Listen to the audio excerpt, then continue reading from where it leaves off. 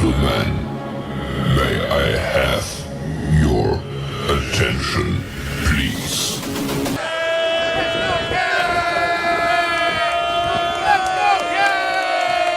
The show starts in 3, 2, 1, go. Good morning, CaneSport. It's March the 13th, 2023. I'm Gary Ferman, the publisher of CaneSport.com, joined today by the Honorable Izubee Charles as we discuss the news of the day. And Izubee, I don't know where to begin. I spent most of the weekend answering questions from the fans on the message boards about the football team. But the football team is off this week for spring break, and it's all about Miami basketball. So, I know we're going to upset some people who want us to be all about football, but today we got to start out by talking basketball, and that is the draw for March Madness has come out. Miami will be in the Midwest region. They have punched a ticket to Albany, New York for a Friday-Sunday regional, well, hopefully Sunday regional, where they will square up against Drake on Friday night at 7:25. Izubee, I mean, there's no such thing as an easy draw when you're a 5 seed in the NCAA tournament. But you would have to think that this is a manageable situation for Miami. Drake is a good basketball team like everybody, but they're not an ACC top tier level basketball team. At least we don't think they are. So, I got the sense that Jim Larrañaga was pleased with their draw. If they win this game, Indiana most likely awaits in the round of 32. So you were there last night when the draw came out. Give me your impressions on how you feel Larrañaga felt about the draw and what you think about it as well. Yeah, it was actually funny that you say that about the draw because when Duke got their draw, I think the same seed, a 5 seed, and when Oral Roberts popped up a 12 seed, everybody in the room was kind of like, ugh. But, they got Drake. So everyone was pretty excited. Obviously, Norchad is kind of battling that ankle injury right now. So people were asking Coach L about that. He said, hey, we're going to have to prepare the game as if we're going to play with him or without him. But the energy at Selection Sunday yesterday at Miami was really good. Everybody seemed really happy. It's one of the announcers also said if I were to pick an upset, it would be Drake over Miami for that 5-12 seed. So everybody was kind of like, it was kind of awkward, like hearing him say that in front of the whole team and seeing their face reaction too. But for the most part, everyone was really excited about the draw going up to Albany, New York. They just think it's going to be a little bit cold, but they just throw on some jackets for that. But they're all excited for that first round matchup. I love that the TV announcers predicted them getting beat with them sitting there watching, because the biggest battle for this team this week is going to be taking Drake with the level of seriousness that you need to take everybody. I mean, there's upsets every year in the NCAA tournament, and you can't go into this thing thinking, oh, we're the kingpins, we won the ACC regular season title, we're just going to roll over Drake by showing up. That's probably not going to be the case. So if these guys were put a little bit on edge by those comments on the CBS selection show broadcast, I think that's a positive. Now, obviously, the focal point of the entire week is going to be Norchad Omier and his ankle injury. And those of you that watched the game in the ACC tournament, it was an ugly sprain. I mean, as they usually are when somebody lands on somebody's foot and their ankle gets turned sideways. Our ankles are not meant to turn that far in that direction, and it stretches ligaments. It creates various degrees of sprains. Now, the good news is that Norchad, as of last night, was not on crutches. He was not in a boot. He was scootering around on one of those scooters that they like to use when they don't want to put weight on the foot. And he is taking care of the foot. He is getting around-the-clock treatment on that ankle. But you got the impression, Izubee, that this is a guy that is planning to be on the court this coming weekend.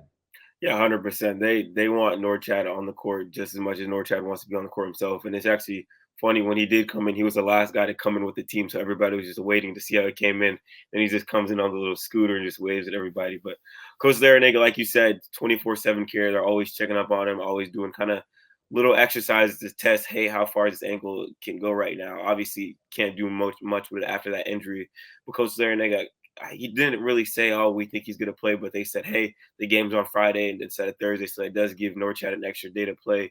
But the team, like I said, they said they're preparing to play with or without him. So I feel like obviously having Norchad on that court is a big help for Miami. But if he cannot go, they think they'll be fully prepared to take on Drake. So not just Friday, but Friday night. I mean, Miami couldn't have drawn this thing up any better, quite frankly, to get the extra day and a half, really, for Norchad to receive treatment, which will continue all week long. Constant ice, constant exercises, different things that these trainers do to bring an ankle back. I mean, he's not going to get to 100%, but just his presence and availability, most likely for the Drake game, has to give the whole team a comfort level. Although hopefully not too much of a comfort level. Like I said, I think it's a good thing if they feel a little bit threatened. This is a team, Izubee, that's had a lot of lapses this season. They've fallen asleep during games. They've let opponents come back from big leads. At times, they've seemed to get a little bit caught up in how good they are. And they are very, very good. I mean, Dick Vitale just came out with his Elite Eight and Final Four national championship predictions last night after the draw was announced. And Dick Vitale, who sees as much college basketball as anybody, has predicted the Hurricanes to go to the Elite Eight yet again this year. So he feels really good about Miami. He also picked Duke to make the Elite Eight as well. In fact, he's picking Duke to make the Final Four even. A good impression of Miami has been made on some of these national experts like Dick Vitale. And that's a good thing. That shows that this is a quality basketball team, but they do have to play with an edge. They do have to stay engaged and focused on the task at hand. We have not seen this Izubee really with consistency the whole year. Can this team, in your opinion, get to a whole nother level here this week going into the tournament? I think so, but key to that is going to be them playing for 40 minutes their best basketball, because we always see it for the first 30, 35, teams flying around looking really, really good, really sharp, one of the best teams in the country. But we kind of get like running out of gas at around 4 or 5 minutes. You see teams that are, starting to make a comeback, whether it's against Pittsburgh at home or any of the other, close games they lost right now. You have a lead with 8 minutes, we have an 8-point lead, a 10-point lead with 2 minutes to go. And then you see get a little chippy coming down to, the wire where they get inbound the ball or they're missing free throws, just little things like that. And I feel like this is an NCAA tournament. If you win, you advance. If you lose, hey, your season's over. Have fun, watching the rest of the offseason, the rest of the tournament from your couch. So I feel like the key for Miami to head to that Elite Eight or potentially even a Final Four national championship, they have to play complete basketball for all 40 minutes. Not really good for 35 and then iffy for 5. Just 40 minutes of great basketball. I feel like the Hurricanes can do that and eventually go to an Elite Eight. When you were around the team last night, did you sense any hangovers from what happened in Greensboro at the ACC tournament? I mean, what a disappointment that had to be for those kids. They were the best team in the ACC. If Norchad doesn't go down, they would have beaten Duke. They would have beaten Virginia for the title. I feel positive about that. And they would have been the ACC tournament champs as well as the regular season champs. Instead, they had to watch Duke cutting down nets for winning the tournament. Their nets. I mean, it should have been their nets. They had to watch somehow, and I don't understand this at all, a Virginia team that they beat earlier in the season, that Duke beat for the championship of the ACC tournament, somehow gets a number 4 seed in the NCAA tournament, while Duke and Miami are 5 seeds. I mean, that just totally defies logic. Not that it really matters. I mean, the games are the same, whatever. 4 and 5 play each other. So it's not a huge deal, but it is a sign of disrespect, okay, in my opinion. And I hope that these Canes feel disrespected too. Get that chip on your shoulder. Go up to Albany on a mission to prove not only is Drake not going to upset you, but that you are better than Virginia and Duke, and you can go further in March Madness than those teams. So, but did you sense that there's any lingering thoughts or hangovers, or if they just put that in the rearview mirror and moved on? Yeah, I think their focus is all on the matchup versus Drake. I think Jordan Miller put it best. He said, "Hey, this is a business trip when we go up there. You know, we've had our ups and downs this season. You know, obviously more ups and downs, but hey, this is a new season. Just like Coach Larry Nigg always says, hey, the regular season's a marathon and the ACC and NCAA tournament's a sprint. So all these guys, I feel like, just really locked in. It's usually kind of more fun when we're at the presses, but kind of it was like really, really not serious, but it was like, all right, these guys know, hey, this is our season now. You know, there's no more haha, we can mess around. Hey, this is serious. This is a business trip going up to Albany on a mission, win those 2 games, and then, head out to the next destination. All right, so let's talk a little bit about Drake, a team that had a 27-7 record. They were 15-5 in the Missouri Valley Conference, a game behind first place Bradley. They've won 13 of their last 14 games, Izubee, including 2 overtime wins against UNI and Valparaiso. And their lone loss in the regular season finale along that streak was to Bradley, which ended up winning the conference title. They lost by 12 points. But after losing by 12 in that game, they came back in the conference tournament title game and they beat Bradley by 26 points. Okay, so maybe they're not the most consistent team in the world. I mean, they had some other like crazy games, like they lost to Richmond by 30. They dropped some other closer games along the way that maybe they would like to have back. But this is a team that can put a decent game together. They've been in the NCAA tournament 5 times prior to this. The most recent in 2021 when they were an 11th seed and they beat Wichita State in the play-in game before they lost to USC in the opening round. But it's an older team. The average age is over 21 years.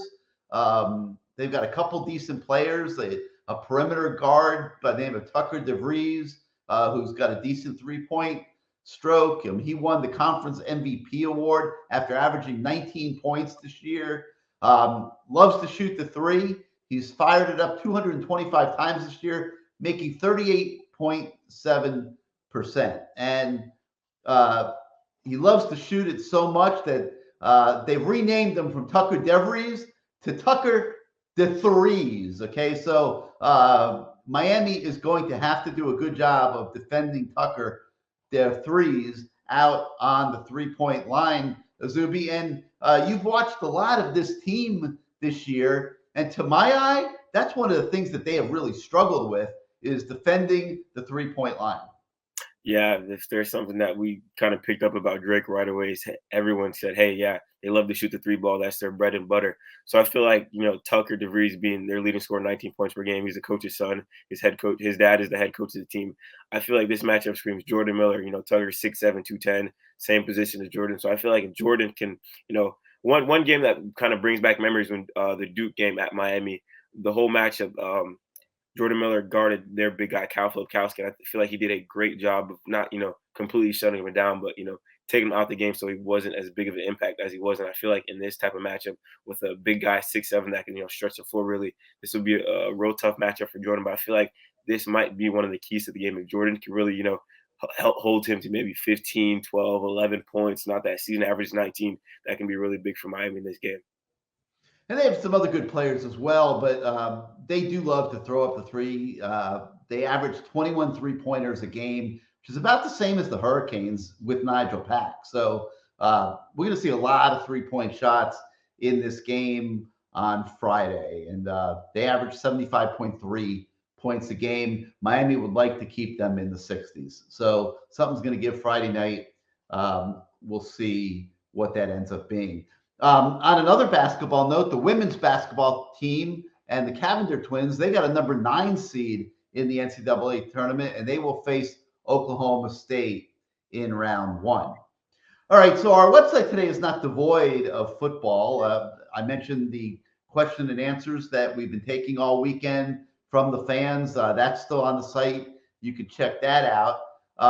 We also have a story on offensive guard Inez Cooper talking about the progress of that key offensive line group that's been retooled and reshaped here and is now going through its first spring practice together.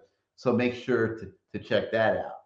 And then, of course, we've got a ton of recruiting updates on the site, led by a story on Long Beach, California, Poly 2024. Four-star linebacker Dylan Williams, who has locked in an official visit to Miami following a stellar 3-day unofficial visit this past week. Izubee, you spoke to Dylan Williams on more than one occasion over the weekend. Your thoughts on how Miami is doing with this coveted linebacker from the West Coast? And I feel like Miami's just doing a great job in general recruiting on that West Coast. I know we saw for Junior Day, like I said, they brought in the Brinks trucks of 4- and 5-star athletes from California and Bill Williams the following week. And when I spoke with him a little bit, it wasn't odd, but it was kind of funny to see how excited his parents were, his aunt, his mother, to be in Miami and how happy they looked at Miami. And obviously that's always a good sign. Hey, your parents like the place. It's not gonna be too hard for you to consider this place some more. But I feel like Miami's doing a great job with just recruiting in the West Coast in general, especially Dylan. And the biggest thing is they're getting them out there. Obviously we know California and Miami aren't close by any means, but these kids are, coming out to Miami, locked in an official visit. Seems like everything went well. Spent multiple days, on campus, around the facilities. So really got to see the ins and outs of the program instead of, on a Junior Day where there's a million people on the sidelines. Kind of this one's a little bit more personal. And I feel like with Miami locking in that official visit, that was the best step they could have taken in the right direction for Dylan Williams. You mentioned the California connection that Mario Cristobal and Miami seem to have, and they are clearly doing well with some of these California kids. What impression, you've spoken to several of them. I mean, what's your impression as to why these kids are willing to take their game all the way across the country and consider strongly coming to Coral Gables?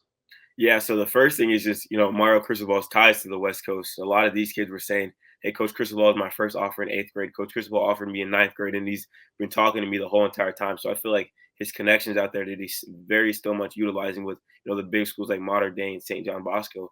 And one interesting thing that I heard from one of them too was just like them saying, yeah, I was kind of surprised Miami offered me, like before, Miami really wasn't in the picture, but now Coach Cristobal is here, Coach Mirabal is here. They're really kind of tapping in with the West Coast kids and saying, hey, Miami could be a place for you. Come give it a look. And that's the biggest thing. These kids are just taking a chance. Hey, let me come out to Miami. One kid said, the Coral Gables was way better than I expected. He's like, not in a bad way at all. I just had no clue about anything over here and kind of leaving Miami. They're a serious contender to my recruitment now. So just getting the guys here, I feel like, is kind of the biggest thing. And obviously Mario Cristobal's connections to the West Coast for being out there so long is another big factor that, these kids are really considering Miami, looking at, UM as a top program in their recruitment.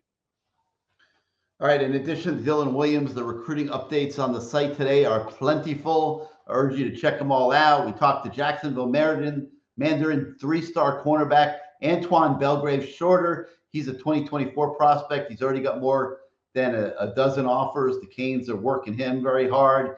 4-star offensive tackle Nair Daniels. He's the number 20 tackle in the 2024 cycle, the number 199 prospect in the On 300 right now. We've got an update with him. We catch up with Miami Central quarterback J.C. Evans off his UM visit. Tight end Elijah Lofton, who came from Las Vegas, Nevada to visit Miami. He's breaking down his thoughts. Jose Epenzesa, 2025 defensive lineman out of Illinois that's got a Miami offer. We catch up with him. Kindred, North Dakota, 3-star offensive lineman Riley Sunrum, the number 1 recruit in North Dakota. And he also visited Miami for its first spring practice. Izubee, they're recruiting all over the country. They're even getting to North Dakota. And I suspect it's more than just Alex Mirabal wanting to put a check on his bucket list. I've always wanted to go to North Dakota, so I get to go to North Dakota to recruit 3-star offensive lineman Riley Sunrum. But Miami's showing that they are willing to go wherever the players are to try to improve this football program. Yeah, I feel like if there's a 6'7", offensive lineman in Antarctica, Coach Cristobal or Mirabal end up fighting them just at the rate they're going with this. I feel like they're just, searching all over the country for, hey, if you're talented, no matter if you're 3, 4, 5, whatever star, I feel like Miami said, hey, if you're a guy that can ball, we want you down in Coral Gables. And I feel like I said, the kids are noticing that, the California kids said, hey, I never really talked to Miami, but I'm gonna give them a shot. They're interested in me. I'm interested in them. So I feel like the coaching staff is doing a great job of just hitting every state, city, everything with recruiting and all that good stuff. So we're bringing you updates on 2024 kids, 2025 kids, 2026 kids. And guess what? We even have an update on the site today on a 2027 prospect. That's Los Alamitos, California defensive lineman TK Cunningham. Izubee, talk to us about that one and just the whole Cunningham connection out there in California. Yeah, so TK is the younger brother of TA Cunningham, and when I spoke with him over the phone, I couldn't tell he was, an eighth grader. So I'm just like, this kid has 15 Power Five offers, very well spoken.